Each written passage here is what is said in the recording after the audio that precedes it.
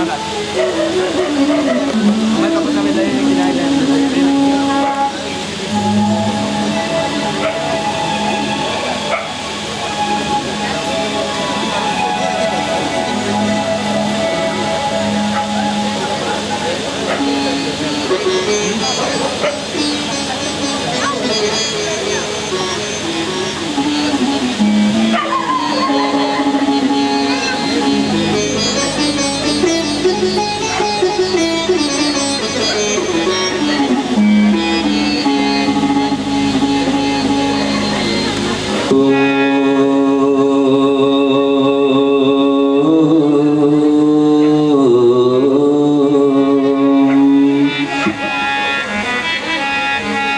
श्री गणेशाय नमः।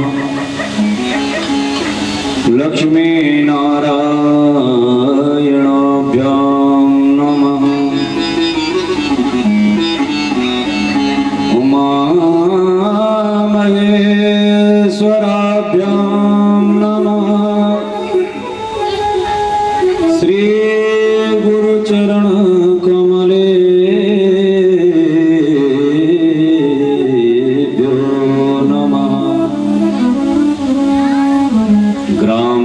देवताभ्यो नमः। स्थान देवताभ्यो नमः।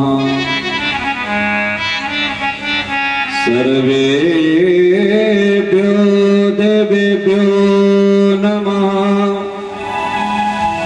सिद्धिबुद्धि सहिताय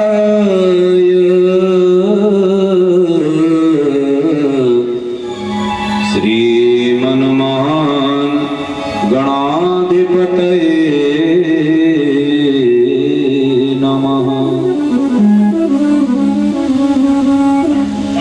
यं प्रव्रजन्तमनुपेतमपेतकृत्यं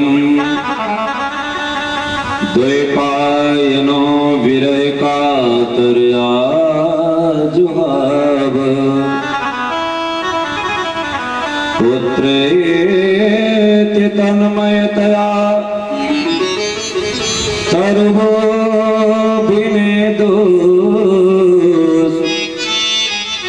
तं सर्वभूतहृदयं मुनिमानतोऽस्मि।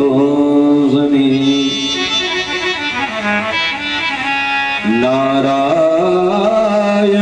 नमस्कृत्य नरं चैव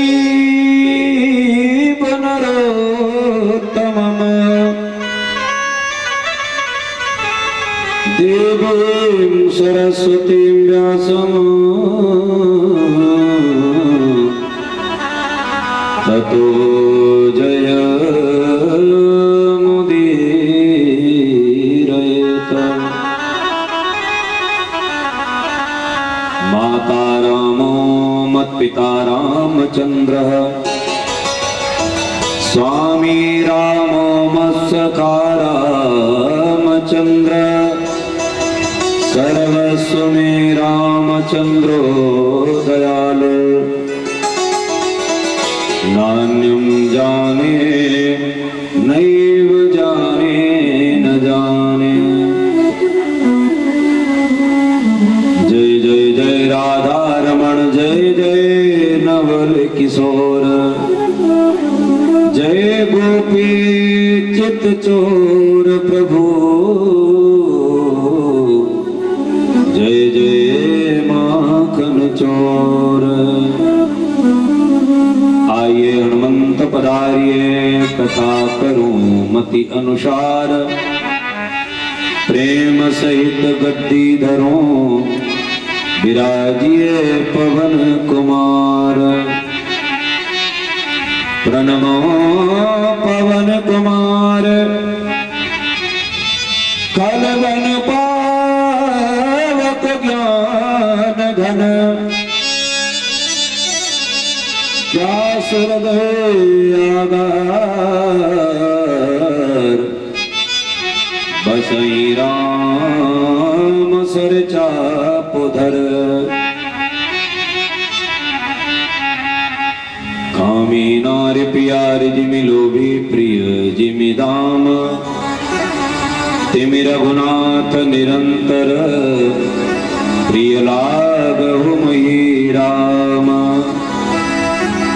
प्रिय लागहु मही राम प्रिय लागहु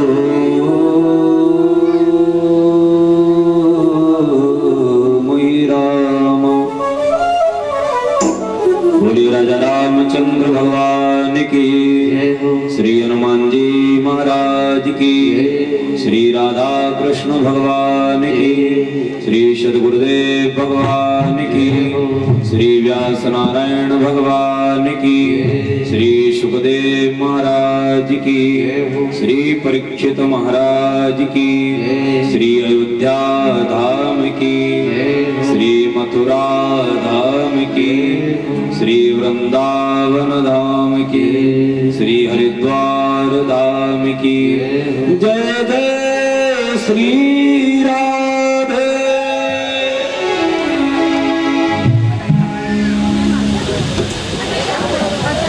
भगवान कारण कारण करुणालय वरुणालय परात्पर ब्रह्म परमात्मा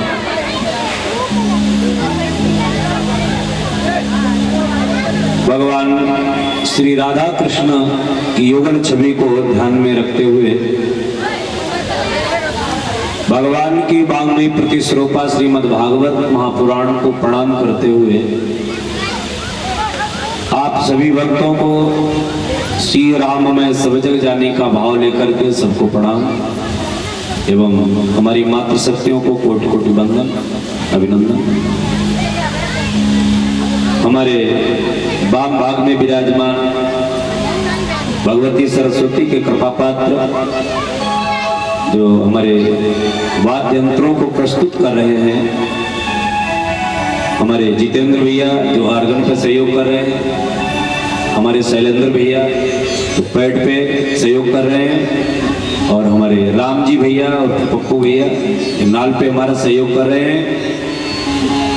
यज्ञ और पूजन का जो कारोबार देख रहे हैं, ऐसे हमारे परम शिष्य आचार्य दिव्यानंद पांडे जी, और हमारे अभी तक तो केवल परीक्षित ही थे, अब तो शिष्य भी बन गए, ऐसे हमारे ठाकुर साहब। आप लोगों के अथक प्रयास से, अथक सहयोग से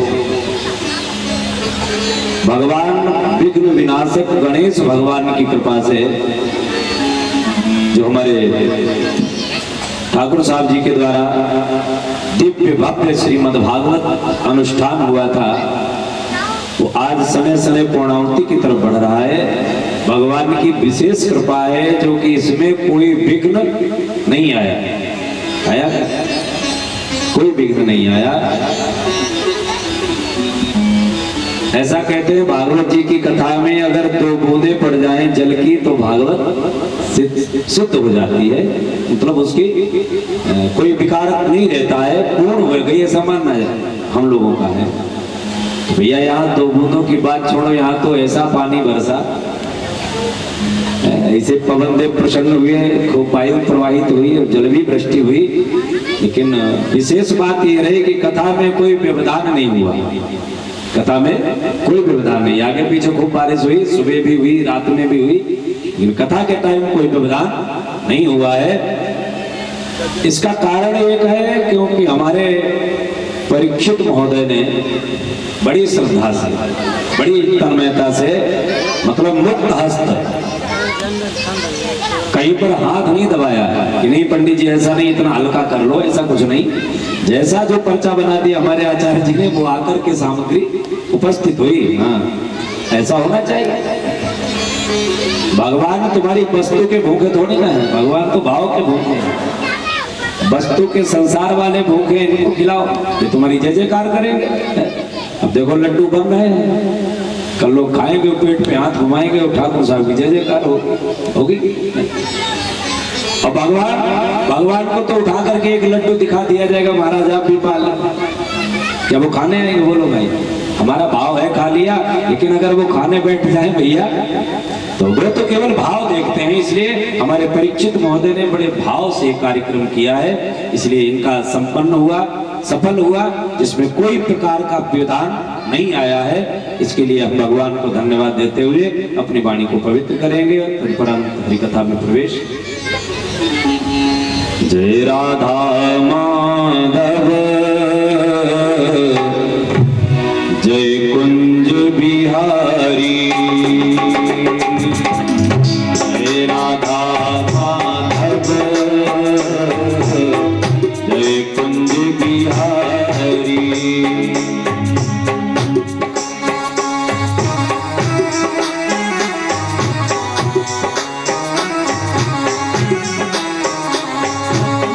जय राधा माधव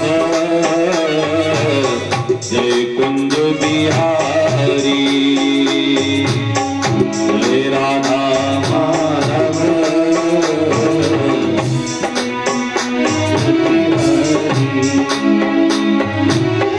जय राधा माधव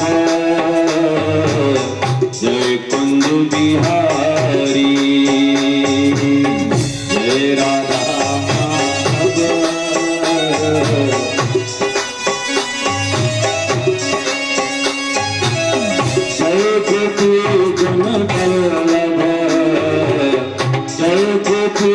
जन बल्लभ जय गिरिवरधारी, जय जन बल्लभ जय गिरिवरधारी, जय राधा माधव जय कुंज बिहारी। हरि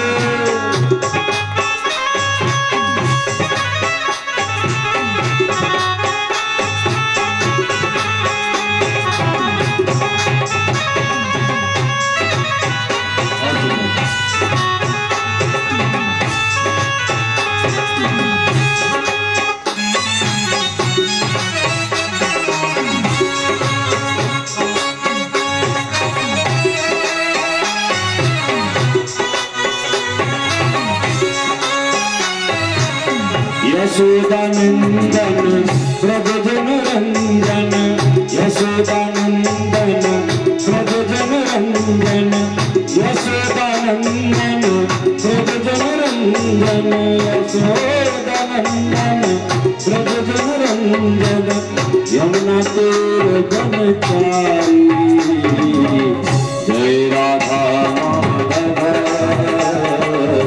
जय कुंज बिहारी,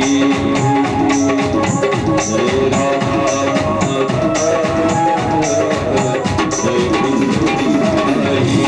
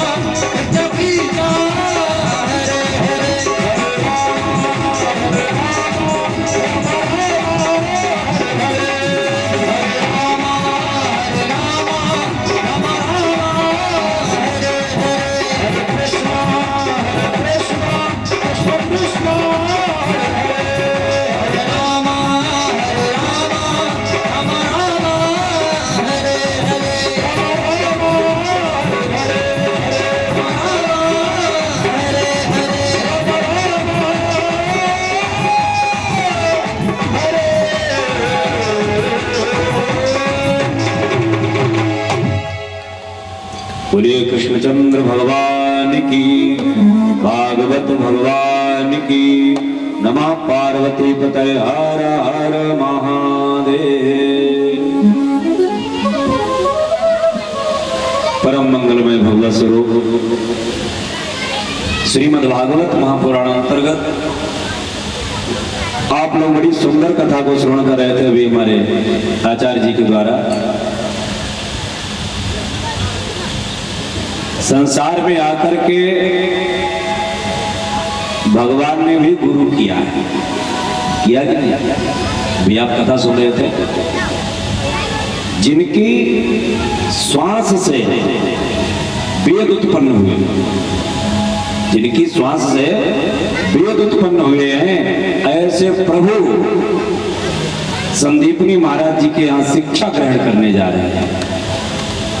कितनी अच्छी शिक्षा मिलती है इससे। हम लोग क्या करते हैं, दो चार पुराण पढ़ लिए, दो चार बातें सीख ली, तो सबसे पहले हावी हुए कथावाचक पंडितों के ऊपर। दो चार बातें सीख ली इधर उधर से किसी के द्वारा, तो सबसे पहले आक्रमण बोल दिया कथावाचक पंडित पे। काय महाराज जनक के नाना का नाम पूछते। हम ये नहीं कहते पंडितों से कुछ मत पूछो, क्यों पूछोगे नहीं, जानोगे कैसे? हम लोग तो इसी मंच की दवा है, हमसे पूछो हम बताएंगे, क्योंकि हमने उसका स्वाध्याय किया है। लेकिन ऐसी बात पूछो जिससे तुम्हारा कल्याण हो, जिससे तुम्हारा कुछ हित हो सके। बहुत लोग आकर के पूछते महाराज सुदामा जी के पिता का नाम क्या था, अब बताओ क्या लाभ होगा?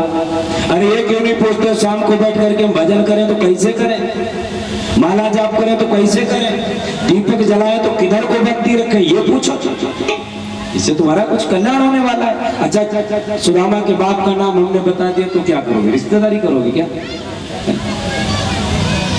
गलत बात। तर्क अच्छा है लेकिन कुतर्क बहुत खराब है। राम जी महाराज, बात आ गई तो हम कल कोई भक्त यहाँ टिप्पणी कर रहा था कि महाराज 3 बार उतारा। हाँ, तो हमने हमें ये भी सुनने को मिला कहाँ पर तीसरी बार उतारा, तो बोले महाराज तब उतारा है जब भगवान शिव ने सब पार्वती को अमर कथा सुनाई, तब गंगा जी को उतार दिया सही से। अच्छा, क्यों उतार दिया? शायद पहली बात तो ये कि वो व्यक्ति हमें कहीं पर लिखा दिखाए कि हमने तीसरी बार जब अमर कथा सुनाई तो गंगा जी को उतारा। पहली बात तो ये लिखा दिखाए कहीं पर, हमने तो लिखा पढ़ा नहीं, ठीक है। उसके बाद हम अपने अनुभव से भी सिद्ध कर सकते हैं, अनुभव से भी सिद्ध कर सकते हैं। अच्छा, अमर कथा भगवान शिव ने पार्वती को क्यों सुनाई? क्योंकि अमर कथा वो जो सुनता है वो अमर हो जाता है, यही तो बात है। तो वहां से सब जीवों को भगा दिया, वहां से सब जीवों को भगा दिया, क्योंकि जो सुनेगा वो अमर हो जाएगा। तो पार्वती को शायद इसीलिए उतार दिया होगा कि वो भी अमर हो जाती गई धोखे से। अच्छा, पार्वती वो गंगा जी को इसलिए उतार दिया, वो शायद वो भी अमर हो जाती। अच्छा, गंगा जी क्या मर जाती है कभी? बताओ, गंगा को मरते हुए कभी देखा है? गंगा तो वैसे भी अमर है। अच्छा, जो व्यक्ति अमर है तो उसे सिर से हटाने की जरूरत क्या थी? भगवान शिव ने गंगा जी को अमर कथा सुनाते समय नहीं हटाया, प्रमाण है। क्योंकि भय तो उसके लिए हो जो खुद मरने वाला हो, अमर कथा सुनकर के अमर हो जाए तो उसके लिए भय हो। तो गंगा जी तो खुद अमर है, वो काय को हट जाए? खामो खाम की टीका टिप्पणी अच्छी नहीं है, तर्क वो करो जिसमें कोई दम हो। हाँ, दो पन्ने पढ़ लिए, 2 बातें याद कर ली, पंडितों की सबसे पहले बेइज्जती करने का विचार बना लेते हो, गलत है। तो कहने का भाव, राम जी सब कुछ जानते हैं, भगवान प्रभु सब कुछ जानते हैं। जिनकी श्वासों से वेद उत्पन्न हुए, विद्याएं जिनके शरीर से प्रकट हुई, और वो राम जी जो गुरुदेव के पास पढ़ते हैं बैठ करके तो बिल्कुल अनभिज्ञ बन जाते हैं। विज्ञ होकर के भी अनविज्ञ, सब कुछ जानते हुए भी अनजान बनते हैं।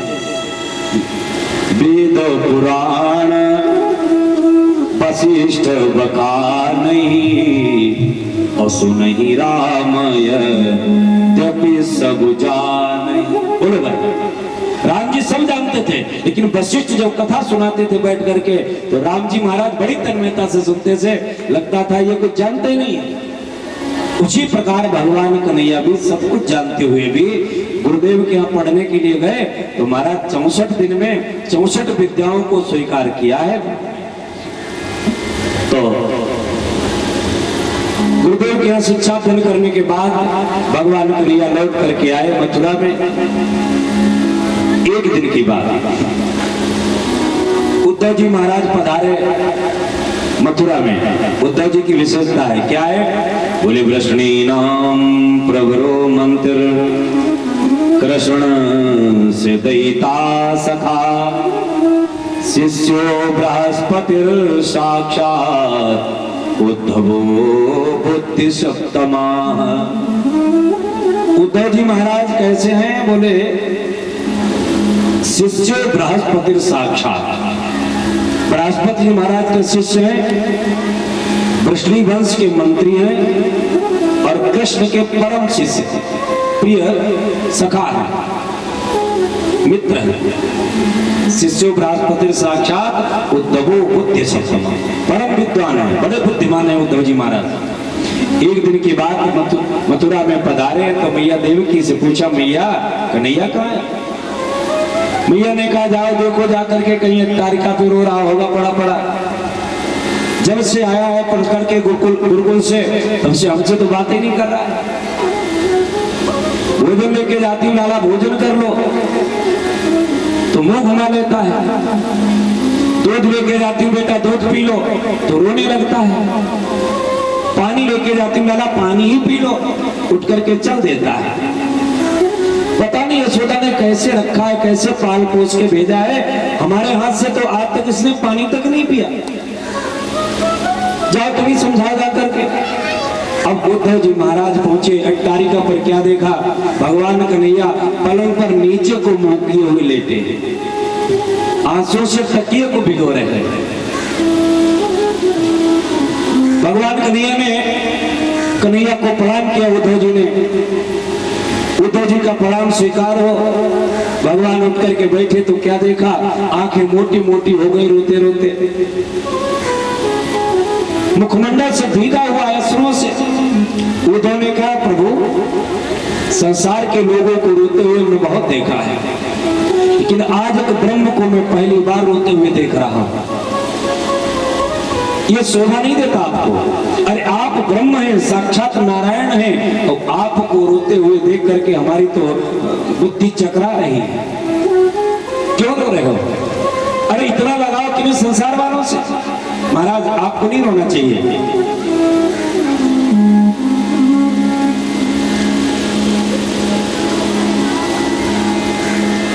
उद्धव जी ने पूछा, महाराज क्यों रो रहे हो? कोई परेशानी है तुम्हें?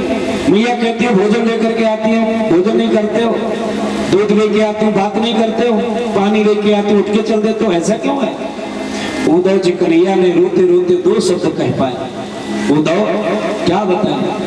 अरे उद्धव मोहि ब्रज बिसरत नाही, उद्धव मोहि ब्रज बिसरत नाही, उद्धव मोहि जग विसरत नाही। हंस सुता की कुंदर कलरव और कुंदन की छान, हंस सुता की सुंदर कलरव और कुंदन की छान, उद्धव मोहि ब्रज बिसरत नाही, उद्धव मोहि जग विसरत नाही। आज उद्धव जी से कन्हैया ने कहा, प्रभु उद्धव क्या बताएं? लाख प्रयास करता हूं ब्रजवासियों को भूलने का, नहीं भूल पाता हूं। यशोदा जब भोजन लेकर के आती है, देव की भोजन लेकर के आती है, तो कैसे भोजन कर लूं? अरे मैं तो यहाँ भोजन कर लूं, पता नहीं मेरी यशोदा मैया ने भोजन किया होगा कि नहीं किया होगा।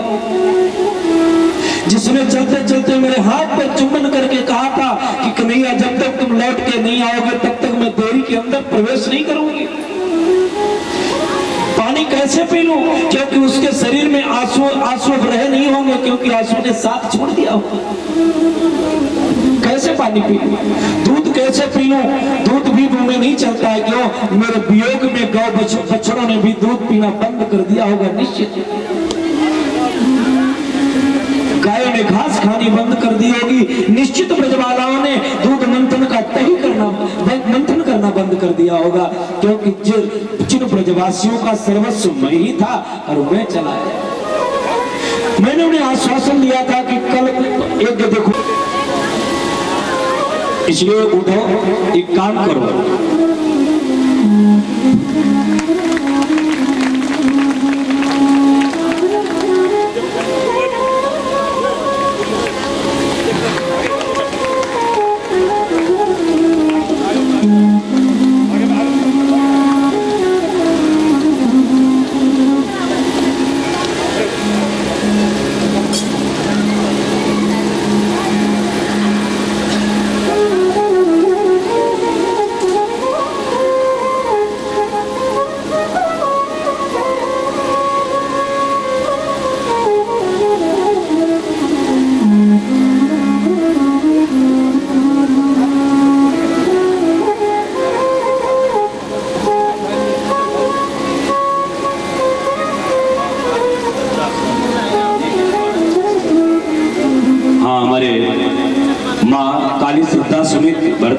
द्वारा ये व्यास भोजन हुआ है, व्यास सम्मान हुआ है। भैया जी ने पगड़ी पहना करके, माला पहना करके व्यास जी का सम्मान किया है।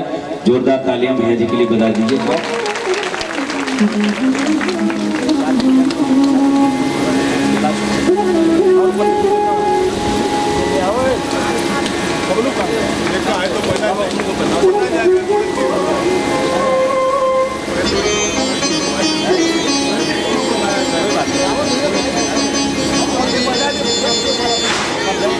बोली वृंदावन बिहारी लाल की, भागवत भगवान की।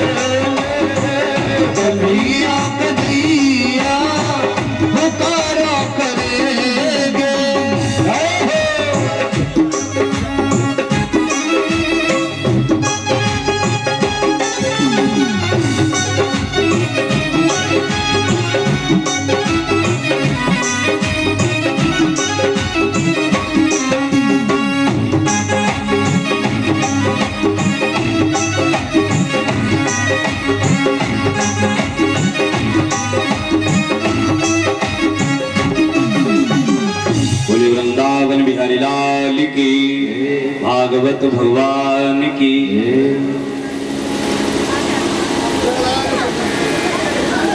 भगवान के नियम में उद्धव जी से कहा, उद्धव एक एक ब्रजवासी कहो कि मुझे याद आ रही है, कैसे भुलाऊं? एक काम करो तुम। उद्धव ने कहा बताओ। कहा मोहन ने उद्धव से कि वृंदावन चले जाना, वहां की गोपियों को ज्ञान का कुछ तत्व समझाना। क्यों? विरह की वेदना में वो सदा बेचैन रहती हैं, तड़प कर आह भर करके यही बस शब्द कहती हैं। है प्रेम जगत में सार, और कोई सार नहीं। सांवरिया मेरा यार, और कोई यार नहीं। जो सुबह शाम आठोयाम सिर्फ हमें याद करती हैं, एक काम करो उधो, तुम उनके पास चले और उन गोपियों से कह देना कि हमें याद नहीं किया करें। उधर ने कहा करिए, हम चले तो जाएंगे, लेकिन वो गमार गोपी ग्वाल मेरे वेद की भाषा को समझेंगे क्या? वो गमार गोपी ग्वाल जिनको पढ़ना नहीं आता है, जिन्होंने कभी विद्यालय नहीं देखा है, वो हमारे इन वेद की श्रुतियों को क्या समझेंगे? जिस समय मैं वेद के मंत्रों की समीक्षा करूंगा, व्याख्या करूंगा, तो क्या समझ पाएंगी? कन्हैया ने कहा तुम एक बार चले जाओ, मेरा आग्रह है। उदय ने कहा ठीक चले तो जाएंगे, लेकिन कन्हैया शर्त एक है। बोले क्या? बोले 1 घंटे से ज्यादा रुकूंगा नहीं। कन्हैया ने कहा तुम जाओ तो सही, ये तो आने पर पता लगेगा कि तुम 1 घंटे में आए 7 महीने में आए। उद्धव जी महाराज चले तो भगवान कन्हैया ने अपना पीताम्बर दे दिया, अपना मुकुट दे दिया, अपना रथ दे दिया। जाओ, ये चिन्ह देख करके गोपिकाएं तुमसे बात कर लेंगी। अब उद्धव जी महाराज चले, मथुरा से जो भी निकले, यमुना पार किया, वृंदावन की भूमि पर पदार्पण किया, महाराज चमत्कार हो गया। क्या हुआ? चले उद्धव जी मथुरा से, तो वृंदावन निकट आया, वहां से प्रेम ने अपना अनोखा रंग दिखलाया। लिपट कर वृक्ष वस्त्रों से लगे उद्धव को समझाने, तुम्हारी ज्ञान पर्दा फाड़ देंगे प्रेम दीवाने। क्यों? यहाँ प्रेम जगत में सार। उद्धव जी महाराज जो ही वृंदावन की भूमि पर पदार्पण किया, महाराज पीताम्बर जो था एक झरवेरी के वृक्ष से लिपट गया। अब उद्धव जी महाराज एक जगह से छुड़ाते हैं, दूसरी जगह चपक जाता है, दूसरी जगह छुड़ाते हैं, तीसरी जगह चपकता है। क्यों? ये बेरी के वृक्ष का स्वभाव होता है, एक जगह से कपड़ा छुटाओ, दूसरी जगह चपकता है। माने वो वृक्ष भी समझा रहे हैं उद्धव, ये प्रेम नगरी है, ज्ञान नगरी नहीं। और यहाँ ज्ञान का कोई मोल नहीं है, अगर यहाँ प्रेमी बन करके रहोगे तो रह सकते हो। देखो, ज्ञानी जब हारता है, ज्ञानी जब हारता है तो प्रेमी के आगे हार जाता है।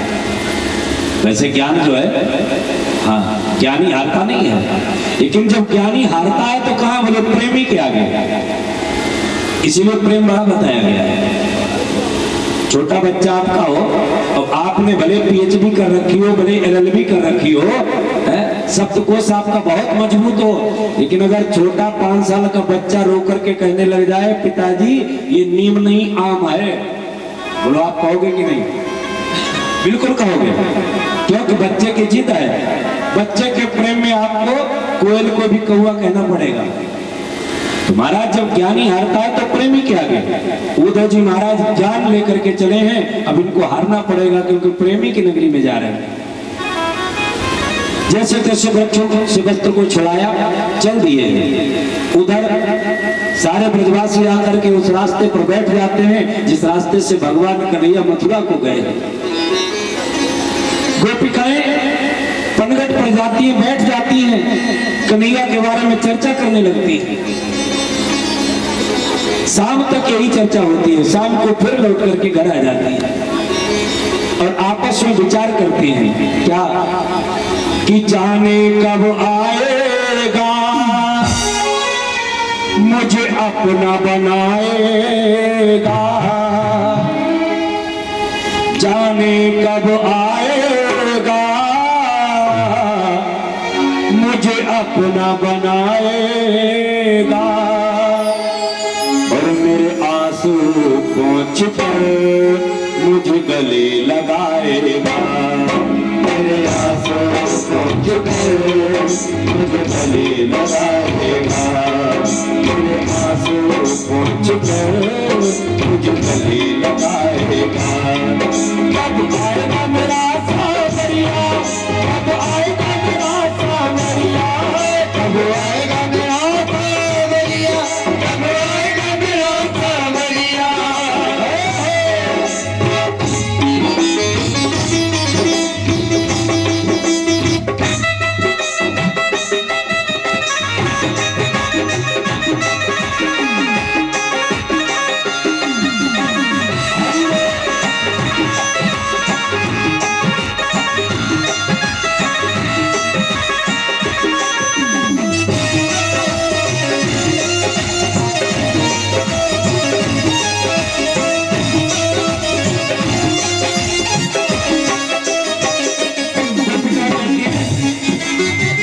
थक गए नैन मोरे रास्ता निहार के, थक गए नैन मोरे रास्ता निहार के।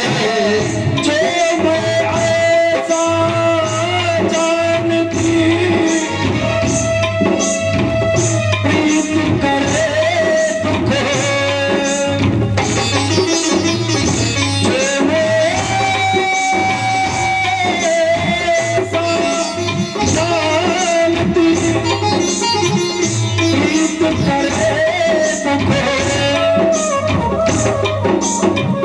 मगर दिदेरा पीत तू, पीत न करियो को, ओ पीत न करियो कोई।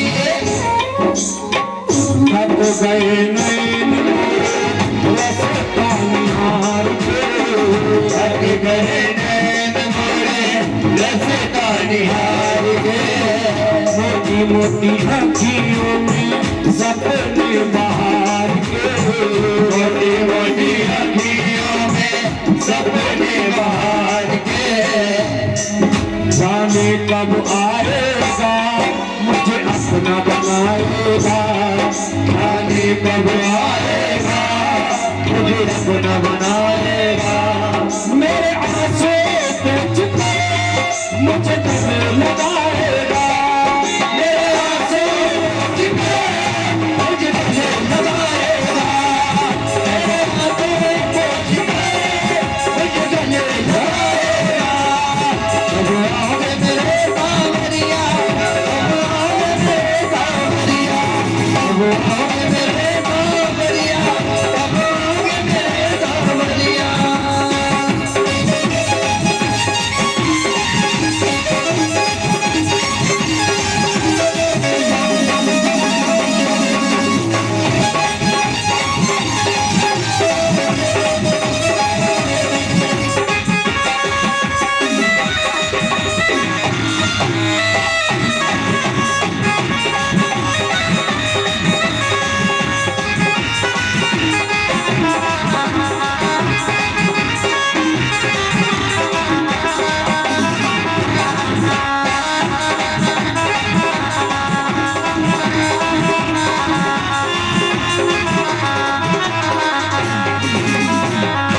गोपिकाएं चर्चा करती है, सारे ब्रजवासी भगवान की याद में तड़प रहे। ग्वाल वाल आकर के उस रास्ते पर बैठ जाते हैं जिससे कन्हैया मथुरा को गया है। आज भी आकर के बैठ गए। महाराज दूर से रथ दिखाई पड़ा, सारे ग्वाल वाल दौड़ पड़े। कन्हैया आ गया, कन्हू आ गया, मेरा मोहन आ गया, सब दौड़ पड़े। लेकिन जब थोड़ी दूर रह गया रथ, एक ने कहा भैया ये अपना कन्हैया नहीं हो सकता है। क्यों? अगर कन्हैया होता तो रथ पर बैठा नहीं रह जाता, अब तक कमका कूद करके उनसे गले लग जाता।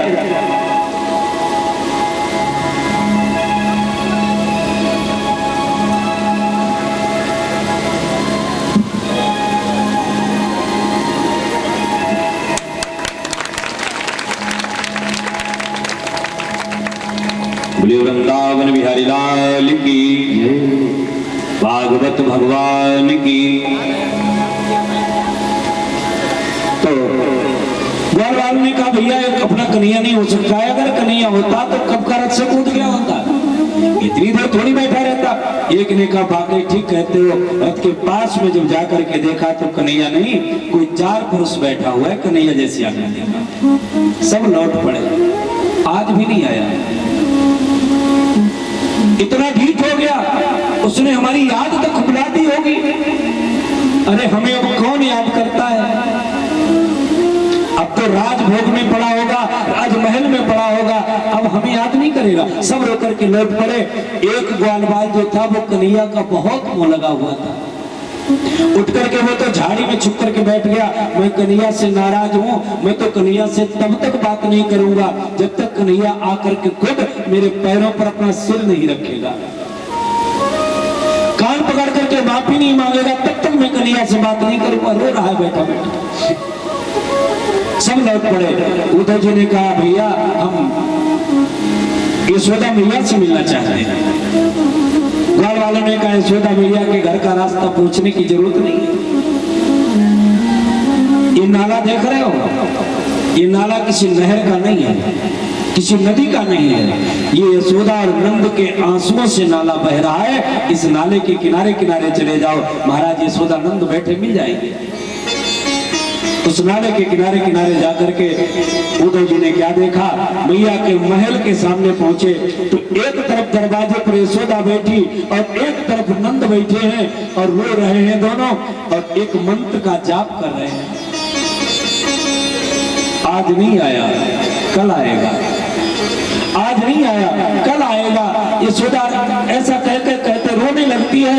बाबा मेरा कन्हैया कब आएगा मेरे पास? मैं गाय धोने जाती हूँ तो ऐसा लगता है मेरी चुन्नी को पकड़ करके खींच रहा है, लगता है बछड़ों को खोल करके पहले भाग गया। कब आएगा? बाबा नंद कहते हैं यशोदा अरे मेरा था, जरूर आएगा मेरे पास। यशोदा को ढांढस बनाते बताते बाबा नंद खुद रोने लगते हैं। और जब बाबा नंद रोने लगते हैं तो यशोदा फिर बाबा नंद को समझाती है, बाबा क्यों रो रहे हो? अगर मेरा होता तो मेरे पास रहता। बाबा नंद कहते कैसे मानो मेरा नहीं है? अरे वो तो मेरा ही है। एक दूसरे को समझाते समझाते दोनों लोग रोने लगे। बड़ी वेदना है, बड़ा कष्ट है।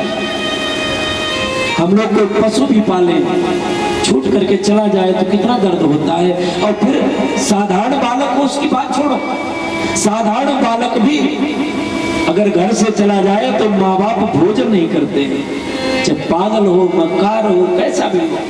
और फिर जहाँ पर कृष्ण जैसा बालक हो और छोड़ करके चला गया हो, महाराज उनकी वेदना का बखान नहीं हो सकता है। उद्धव महाराज जी गए, रथ खड़ा किया, रथ से उतरे, जाकर के यशोदा मैया के सामने प्रणाम किया। यशोदा के चरणों में उद्धव का प्रणाम स्वीकार हो, नहीं बोल पाई। ऐसा लग रहा था किसी ने लकड़ी की मूर्ति बना करके बिठा दी। आंसू ने साथ छोड़ दिया है रोना। उद्धव ने फिर प्रणाम किया, यशोदा के चरणों में उद्धव का प्रणाम स्वीकार हो। यशोदा ने कहा चुप, ज्यादा तेज मत बोलना। क्यों भैया?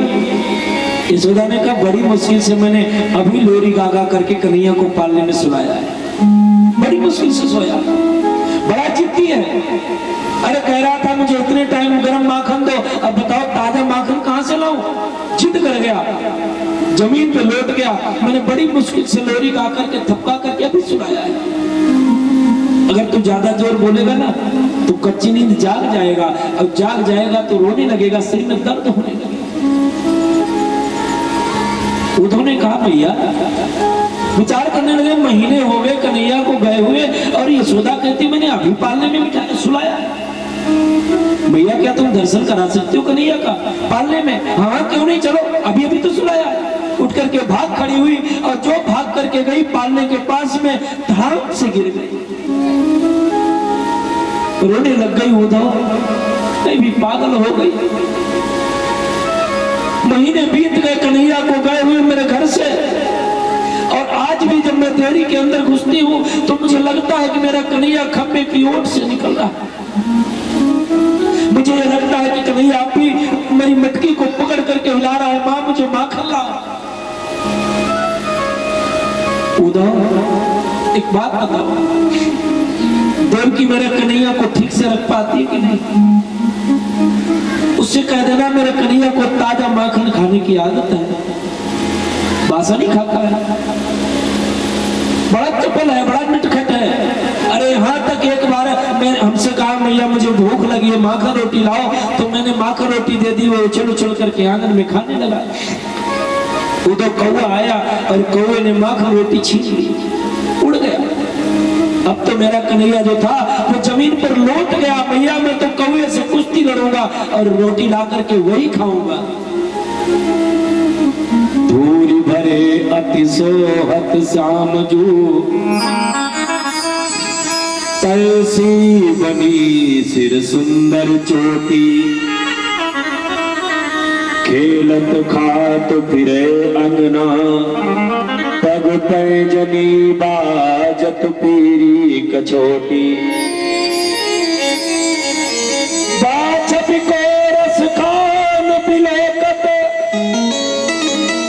भारत काम कला निधि कोटि, काग के भाग तुका कहिए, जो हरि हाथ से लई गया माखन रोटी। यशोदा कन्हैया की एक एक चप्पल लीला याद करके रोने लगी, मूर्छित होकर के गिर पड़ी। बाबा नंद ने उठा करके समझाया, यशोदा क्यों रो रही हो? अरे मेरा था तो मेरे पास रहता, मेरा नहीं है, वो बड़ा छलिया है। सारा ब्रज कहता था कि कन्हैया छलिया है, छल करके चला जाएगा। मैंने किसी की नहीं मानी, लेकिन आज जब अपने ऊपर बीत रही है अब मुझे भरोसा हो रहा है, वाकई ये कन्हैया बहुत छलिया है, वाकई भगवान बड़े छलिया है। हीरे मोती दान में देकर, ये कभी कहता है कितना छलिया है मालूम? हीरे मोती दान में देकर भक्ति की राह दिखाए ये नारी,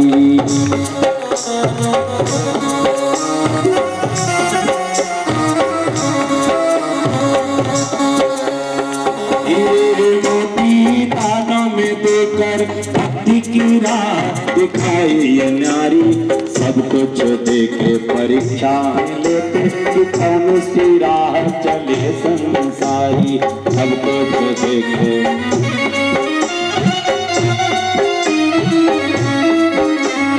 अरिसा मोहक साल बिछाए कि फंस कर रह गए करके उद्धव जी से कन्हैया का हाल पूछने लगी। कन्हैया उद्धव एक बात बताओ, हमारा कन्हैया ठीक तो है ना?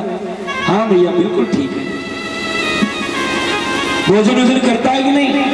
भैया भोजन तो नहीं करता है। क्यों? कुछ तेरी याद आती है। और उसने एक संदेश भेजा है। क्या भेजा है संदेश? उद्धव ने कहा मैया, कन्हैया ने कहा है मेरी मैया से कह देना कि वो हमें अब याद न किया करे।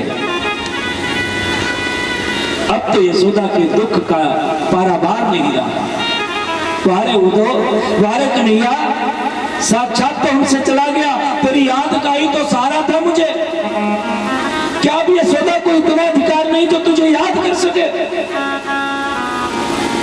ये तो मेरे याद करने से तुझे कष्ट होता है। जा कन्हैया, मैं तेरे को आज से याद नहीं करूंगी, भूल जाऊंगी तुझे। तू खुश रहे। उदय जी महाराज जो ज्ञान की सिद्धि का पहला डंडा यहाँ पर टूट गया। यशोदा के और नंद के प्रेम को जो देखा, दोनों को रोते हुए देखा, पछाड़े खा करके गिरते हुए देखा है, बाबरों की बात भागते हुए देखा। मेरा कन्हैया आ गया, मेरा कन्हू आ गया, मेरा गोविंद आ गया, मेरा माखन चोर आ गया। इस स्थिति को देख करके उद्धव जी महाराज की ज्ञान की सिद्धि का पहला डंडा टूट गया। अब हाथ जोड़ करके कहा मैया, हम राधा रानी से मिलना चाहते हैं, उसके लिए भी संदेश कन्हैया ने भेजा है। कहाँ मिलेगी? बोले जाओ जाकर के देखो, कहीं यमुना जी के किनारे बैठी बैठी रो रही होगी। अब उद्धव जी महाराज चले यमुना जी के किनारे जाकर के क्या देखा? चारों तरफ से सखियां बैठी, गोपिकाएं बैठी है, बीच में राधा रानी बैठी है और सब कन्हैया की चर्चा कर रही है। एक ने कहा बहन कल हमने स्वप्न में कन्हैया को देखा, सब उसके मुंह की तरफ देखने, क्या देखा बहन तुमने? जो कि अपने प्रेमी की चर्चा सुनने में बड़ा आनंद आता है। जिसे आप प्रेम करते हो उसकी चर्चा भी कहीं होने लग जाए तो महाराज कान उसी तरह भागते हैं, क्योंकि मेरा प्रेमी है, वो प्रेमास्पद है। सब गोपिकाएं उस गोपी की तरफ देखने लगी। बहन क्या देखा तूने स्वप्न में? उसने कहा बहन मैं मटकी भरने के लिए, गागर भरने के लिए पनघट पे गई, तो गागर तो हमने भर ली, और गागर जब उठाई हमने तो हमसे उठी नहीं। तो तब तक हमने देखा कन्हैया घूमता हुआ आया। मैंने कन्हैया से कहा कन्हैया मेरी गागर को उठा दे। पहले तो अंगूठा दिखा करके भागा। मैं क्या तेरे बाप का नौकर हूं जो गागर उठा दूं? फिर मैंने जब ज्यादा हाथ जोड़े तो मेरी गागर को उठा करके सिर पर रखा। मैंने कहा कन्हैया घर नहीं चलोगे? हाँ चल। मैं बाबरी आगे आगे चल दी। अरे मैं क्या जानती थी कि यहाँ भी छल करेगा, नहीं तो उसे आगे करती, मैं पीछे रहती। मैंने धोखा खा लिया, उसे पीछे कर दिया। जब पीछे मुड़ करके देखा तो कन्हैया गायब हो गया। मेरी आंखें खुल गई, तब से अभी तक आंसू बंद नहीं हो रहे हैं। मैं नहीं जानती थी कि स्वप्न में भी चलेगा। एक गोपी ने कहा बहन मैं स्नान कर रही थी, तब तक मेरे कपड़े उठा करके भाग गया। मैंने बहुत मिन्नतें की, तब मेरे कपड़े दिए स्वप्न में। सब अपने अपने स्वप्न की चर्चा सुना रही हैं। राधा रानी ने कहा बहन तुम बड़ी भाग्यशाली हो। क्यों? कम से कम स्वप्न में तो कन्हैया आता है तेरे, और यहाँ तो जब से कन्हैया गया है तब से आंखों की नींद ही चली गई। और जब नींद नहीं तो स्वप्न कहां से आए, और स्वप्न नहीं तो कन्हैया कहां से आए? सब कृष्ण के बारे में चर्चा कर रही है आपस में। कहती हैं कि हर घड़ी याद तेरी आए सौतन बनके, हर घड़ी याद तेरी आए सौतन बनके, मैं फिरूं शाम तेरे नाम की जोगन बनके, मैं फिरूं शाम तेरे नाम की जोगन बनके। याद तेरी आए सौतन बनके, हर घड़ी याद तेरी आए सौतन बनके, मैं फिरूं शाम तेरे नाम की जोगन बनके, फिरूं शाम तेरे नाम की जोगन बनके।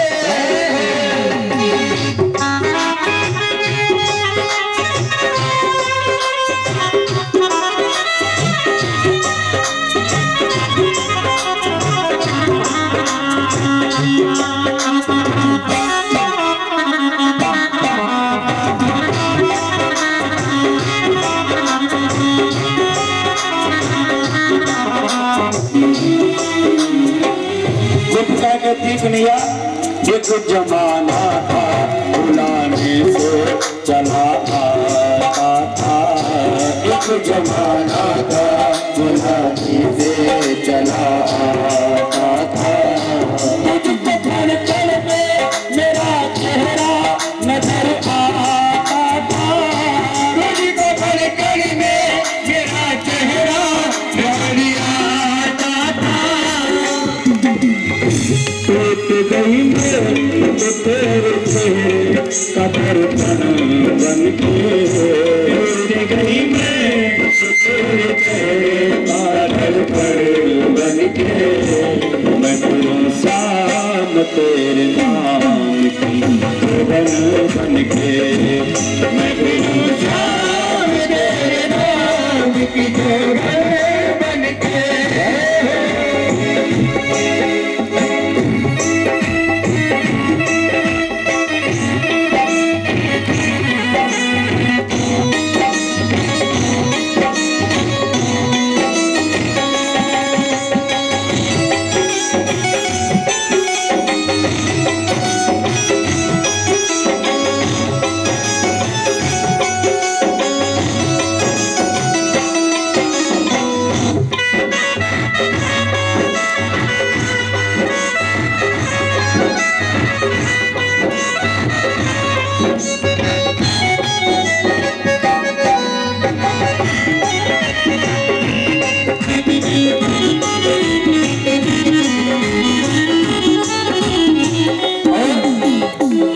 याद कर बाबा किया था जो यमुना तट पे, याद कर वादा किया था जो यमुना तट पे, हम सकेंगे ना कभी तुमसे हम दूर हटके, हम सकेंगे ना कभी तुमसे हम दूर हटके। अब तो हर रात मुझको डसते है पागल बन के, और तो हर रात मुझे डसते हैं पागल बन के, मैं फिरूं शाम तेरे नाम की जलन बन के, मैं फिरूं शाम तेरे नाम की जलन बन के, मैं फिरूं शाम तेरे नाम की जलन बन के।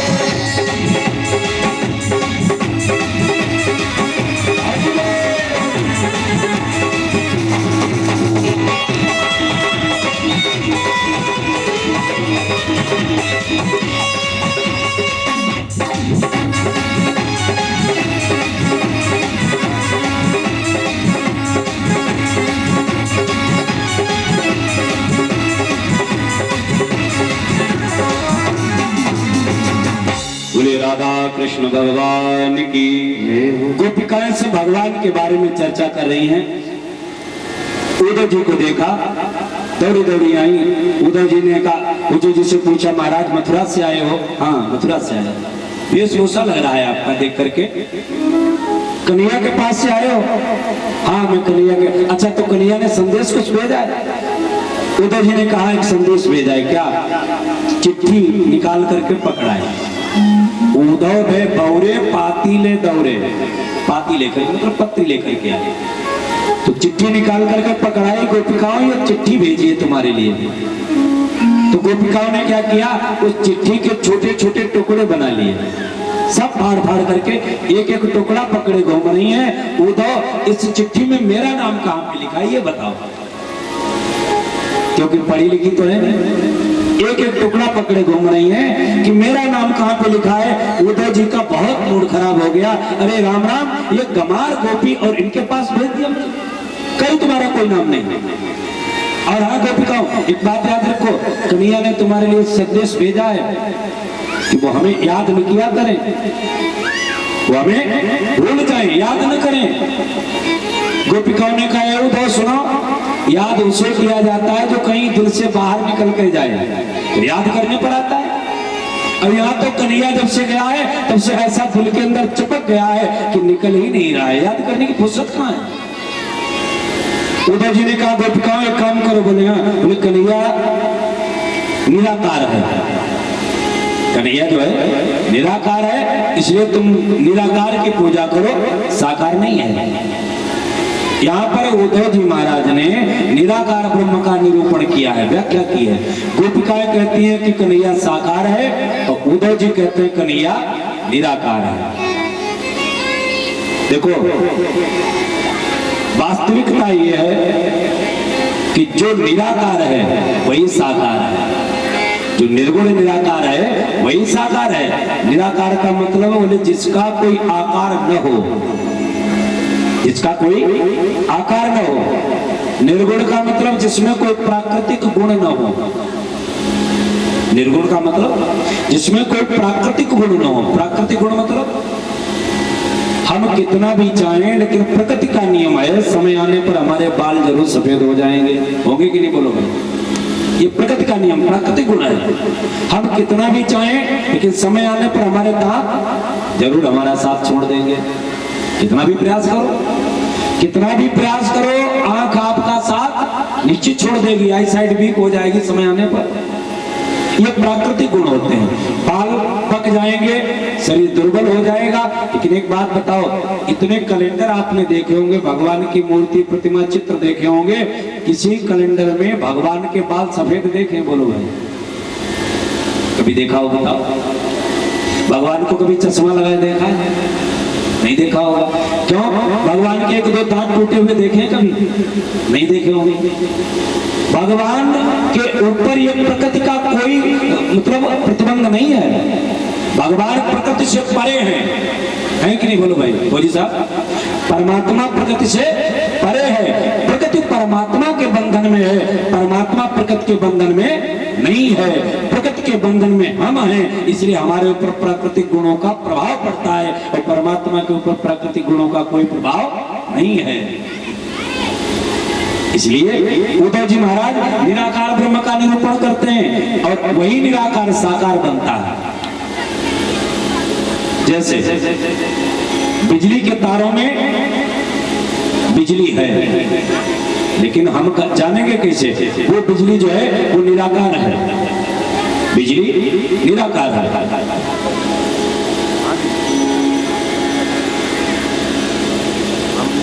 हम कल आ जाएंगे तो 11 बजे। हाँ, साकार निराकार जो है वो साकार कैसे होता है? निराकार परमात्मा कैसा है? बोले बिन पग चले सुनई बिन काना। रामचरितमानस में भगवान शिव ने मैया पार्वती को निराकार ब्रह्म का उपदेश किया है। वो निराकार ब्रह्म कैसा है? बोले बिन पग चले सुनई बिन काना, कर बिन कर्म करे विधि नाना, आनंद रहित सकल रस भोगी, बिन वाणी वक्ता बर जोगी।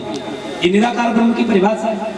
उसके हाथ नहीं, उसके पांव नहीं, उसके मुंह नहीं, उसके नाक नहीं, उसके कान नहीं, लेकिन सब कुछ होते हुए भी, न होते हुए भी सबका स्वाद जानता है, सबको देखता है।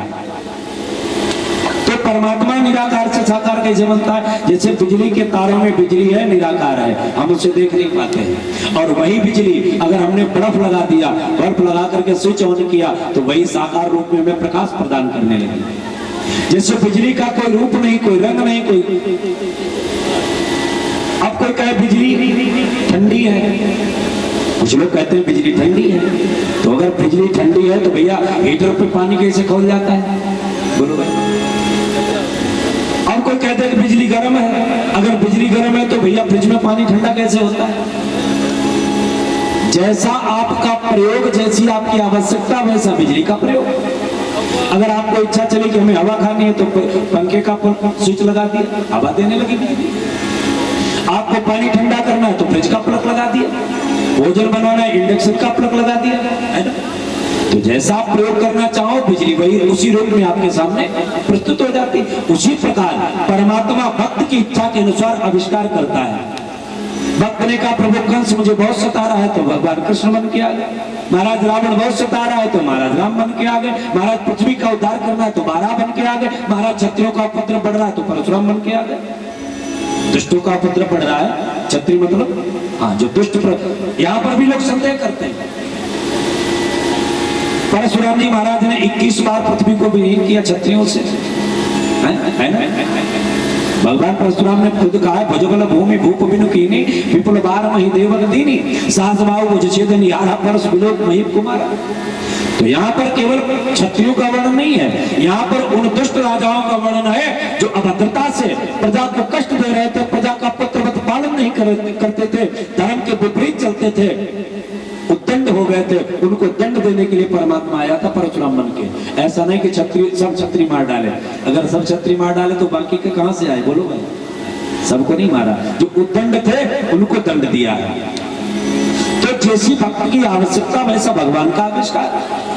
इस प्रकार से उद्धव जी महाराज ने बड़ा सुंदर व्याख्यान किया है। परमात्मा निराकार है और उसका खंडन किया है गोपिकाओं ने कि परमात्मा साकार है।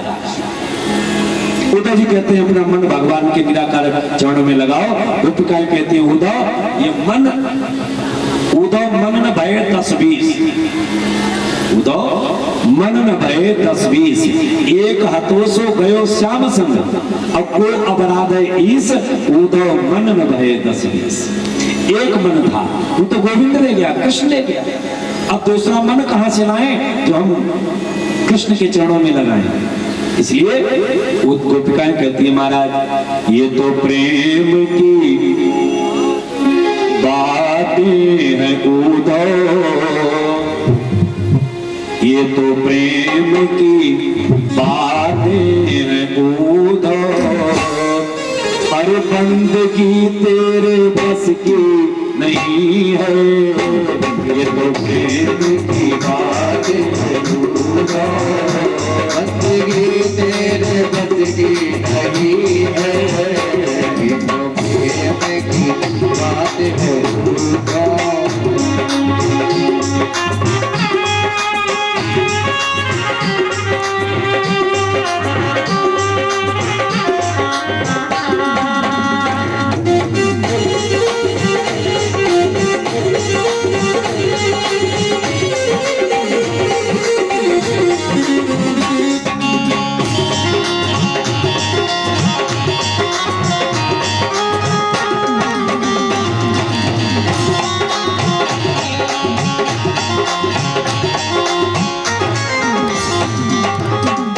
ये तो प्रेम की बातें हैं भूता, बंदगी तेरे बस की नहीं है।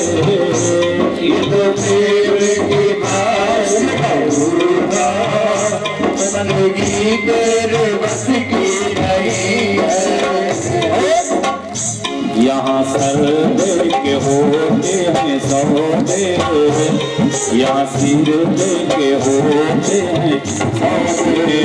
आशिकी इतनी सस्ती नहीं है, यहाँ सिर दे के होते हैं सौदे।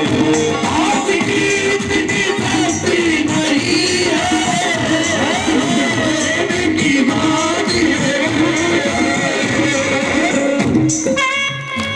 प्रेम वालों ने कदम पूछा, उनके पूजा में सुन लो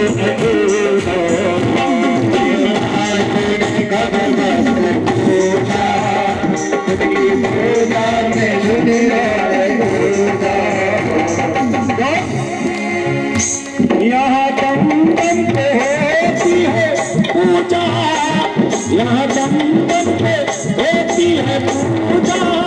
सिर झुकाने की फुर्सत नहीं है,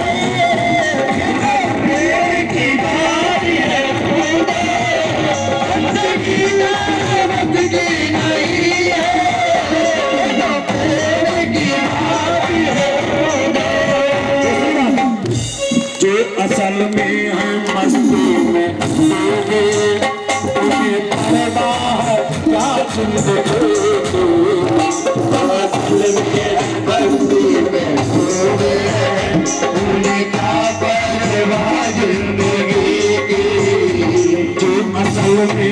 मस्ती में डूबे, उन्हें परवाह है क्या जिंदगी की। मस्ती में डूबे, उन्हें क्या परवाह जिंदगी की। जो उतरती है चढ़ती है मस्ती। महाराज संसार की मस्ती है ना, ये कभी चढ़ती कभी उतर जाती है। संसार का अगर कोई पागल बन जाए तो महाराज आगरा ले जाएगा, बरेली ठीक हो जाएगा कि नहीं। लेकिन बिहारी जी का जो पागल हो गया वो जीवन में ठीक होने वाला नहीं, ऐसा रोग लगता है। इसलिए जो उतरती है चढ़ती है मस्ती, वो हकीकत में मस्ती नहीं है।